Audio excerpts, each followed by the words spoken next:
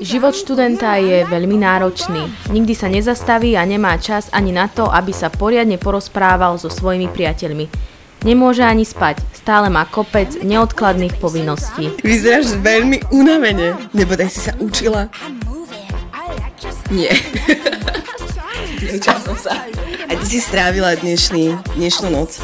Dnešnú noc som strávila tuto oproti ulici 17.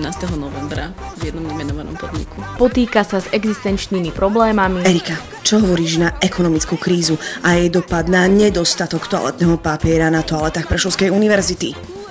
Je to úplná katastrofa proste. Ja som úplne mimo z toho, že neviem ísť ani na trápnu malú potrebu bez toho, aby som tam šla bez hygienických vreckoviek. Ako odtiaľ potiaľ, ale ja už mám dosť. Počíta všetky drobné, aby sa na konci týždňa dostal domov. Nikto si ho nevšíma,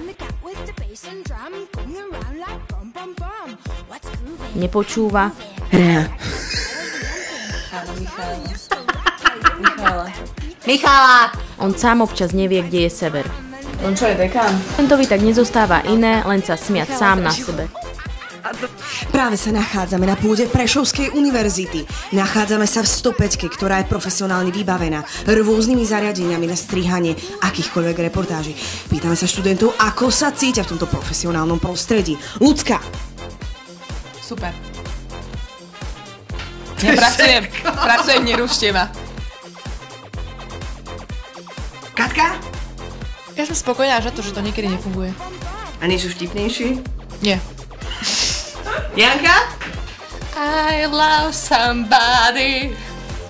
Je to super! A ja si myslím, že pre dnešok je to všetko. Ura. Nasadím modelkovský look. To je dobré.